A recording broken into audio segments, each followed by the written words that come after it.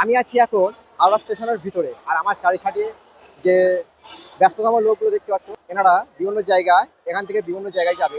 তো আজকে আছি হাওড়া ট্রেনে।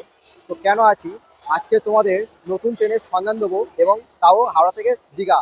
হ্যাঁ, যারা বাসে যাও এবং এক্সপ্রেসে যাও অনেক টাকা খরচ করে এবং বেশি টাইম লাগে, তো আজকে তাদের জন্য হাওড়া থেকে দীঘা যাবে নতুন ট্রেনে, একেবারে কম সময়ে কম খরচে। আজকের পুরো জার্নি থাকছে হাওড়া থেকে দীঘা, পুরো ট্রেনের জার্নিটা আজকের সব শেয়ার করব। বড় ভিডিও বানিয়েছি, তার জন্য তোমাদের সাবস্ক্রাইব করে দেখতে লাগবে, আর ডিসক্রিপশনে দেওয়া থাকবে, তোমার ভিডিওটা অবশ্যই গিয়ে দেখে তোমরা একদিনের গরমের ছুটিতে যদি ঘুরে আসতে চাও, তাহলে বলবো কম সময়ে কম খরচে হাওড়া থেকে দীঘা সরাসরি নতুন ট্রেনে তোমরা জার্নি করতে পারো। তো কিভাবে যাবে এই হাওড়া থেকে দীঘা একেবারে কম সময়ে কম খরচে, তাও নতুন ট্রেনে, তার জন্য পুরো ইনফরমেশন বড় ভিডিও বানিয়েছি, তোমার ডিসক্রিপশনে দেওয়া থাকবে, তোমরা অবশ্যই গিয়ে দেখে আসবে।